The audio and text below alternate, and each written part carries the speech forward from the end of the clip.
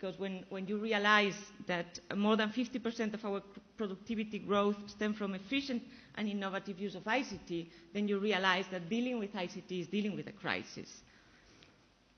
This is, fortunately, President Barroso had himself very soon realized what is the importance of the digital agenda, and already in his political guidelines of last year, he pointed out this as a key field, and in the context of the Europe 2020 strategy for smart, sustainable and inclusive growth, he put the digital agenda as the first of the 7 flagship initiatives of the Commission. So now what is the objective of the digital agenda? Now is where I would put my first slide, but it's still working.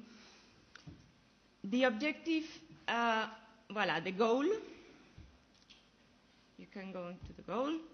The goal is to maximize the potential of ICT. That is the goal. What does it mean? And why? Well, first of all, maximizing the potential of ICT. Go ahead. What does it mean? It means 2 things. First of all, that the ICT have a key role to play in getting Europe's economy back on track. I would say that none of the pressing challenges of our time, being it climate change, pensions, healthcare, will be solved without a strong ICT component. This is why Vice President Cruz from time to time said, I'm the Commissioner for Growth. But the digital agenda for Europe is not only about productivity, it is about people. It is about growth and jobs and improving quality of life. ICTs connect communities, help us to better care for our elderly, and when used well, they also deepen our democracy. So I think that in these times of crisis, where we are all for the last 2 years, and as Commissioner for Competition, we participated to that, we are fixing problems. We are trying to fix what we did wrong. I think that digital agenda for Europe is finally a positive message. It's a message of growth, of productivity. And honestly, I don't know any other investment option that can give a comparative advantage to all sectors. So, how are we going to maximize the potential of ICT? Well, here you have our virtuous cycle. I'm happy to see that it coincides a lot with the one that Julio was showing. In the end, it's more or less the same idea. And this drawing, you believe it or not, but it's the Commissioner's idea. We were at the very beginning, when we were drafting the digital agenda communication that we adopted in May, we were having this discussion about what is first, the chicken or the egg. And there were those saying, well, we have to really put our emphasis on investment in networks. We need networks, otherwise you don't have content, you don't have service. And there were others in the office saying, well, no, what we have to promote is content and services. We need to promote e-government, e-health, legal offers of music, because this is what is going to create demand for investment in networks. And we ended up creating a circle and concluding that, in fact, this is like the chicken and the egg. It's a circle. And the objective of the Digital Agenda Action Plan is precisely to make this circle work, so that there is attractive content and services, that they increase service demand, and therefore there is a case for investment in networks. So we say, well, wonderful, that is the plan. Why is this circle not working, or could it work better? And what we did was to identify what were, I was going to say the problems, but I don't like. I like to be positive. The challenges. What are the challenges of the digital agenda? And we found 7 challenges. There you have them. Lack of investment in networks is certainly one.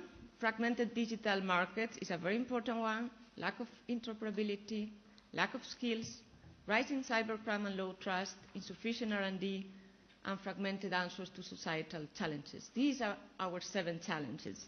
And, well, this is everything. This is the whole society is implied in this circle. And you will tell us, well, you Commission need to have priorities. We do have priorities, but we have priorities within each of these challenges. But we need to tackle them all, because you can have a wonderful digital market that if you don't have networks, it will not work. So they all need to be tackled. So now, I'm going to very quickly, because I have to catch my train, go through the challenges, but in a visual manner. I will just show 1 or 2 slides per challenge so that you can see figures. Obviously, it will not be a complete picture, but at least visually you will be able to see what we face when we arrive in our first. The first challenge is as I mentioned, the fragmented digital markets. We no longer have to queue at the borders, at the customs, but we still have 27 different digital economies. You can perfectly buy a CD in Portugal, just across the border, but still there are a lot of problems to buy cross-border online. So here, to visualize, this is just an example. This table compares in millions the number of legal downloads in an integrated market like the US, for example, and in fragmented markets like the European Union and Asia, if we take it as a market. What we have is that the US level is 4 times of downloads is 4 times bigger, at least legal downloads. And it is not surprising that only 4 of the top 54 websites visited across Europe are of European origin. Obviously, behind this there is a copyright system that is not adapted to the digital environment. I'm here only enumerating the challenges, then we'll come to the solutions. Another visual way to see the problem of digital markets, digital fragmented markets. You see that in 2009, only 37% of the individuals aged between 16 and 74 order goods or services for private use.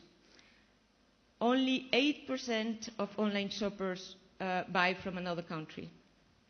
And 60% of cross-border internet shopping orders fail due to technical or legal reasons. And all this is a pity because, here comes the positive message, if we manage to fix this problem, achieving a true digital single market could alone boost Europe's GDP by 4% over the next years, according to some experts. So this for the digital single market. Now, let's go to the second challenge. Low trust in networks. This table shows what are the reasons for not buying online. And you see that only 12% of European web users feel completely safe making online transactions. And that, I don't know if we can get this one closer. No, okay. And that,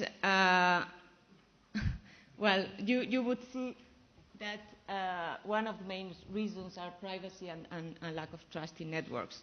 So this is certainly a challenge. We could have a wonderful digital single market that if people don't trust the networks, they will not get the advantage, they will not use it. Third challenge. The third challenge, lack of interoperability and ill-adapted standard setting processes. I think that Julio agrees with that. Many of you as well. We know this is a problem that my commissioner has really very close to her heart because she was dealing with it already as Commissioner for Competition. Lack of interoperability comes in every field we are dealing with. When we talk about e-health, when we talk about e-government, everything. This comes again, e-signature, e-identity. And as regards standard setting, well, it is clear that we must catch up with fast-moving technology markets. This table, it was difficult for me to find a visual picture of the problem of standardization. So I just put that, which shows that the Euro standard organization cover only a few service-oriented architecture standards, and that the Internet and web standards are being decided somewhere else. So this is certainly another challenge. Lack of investment in networks. I think that the two persons that have preceded me have certainly talked a lot about that. This is really a problem. If I start with the positive side, let's say that as regards broadband coverage, we are doing very well. In 2009, Europe had 94%, and as regards rural areas, 80%. But when we talk about fiber to the home, which is just one indicator, we see that we are really lagging behind Japan and Korea. There you have not only the penetration and the comparison, but also the increase, how really you see the different angle of the black line. So this is certainly a big challenge.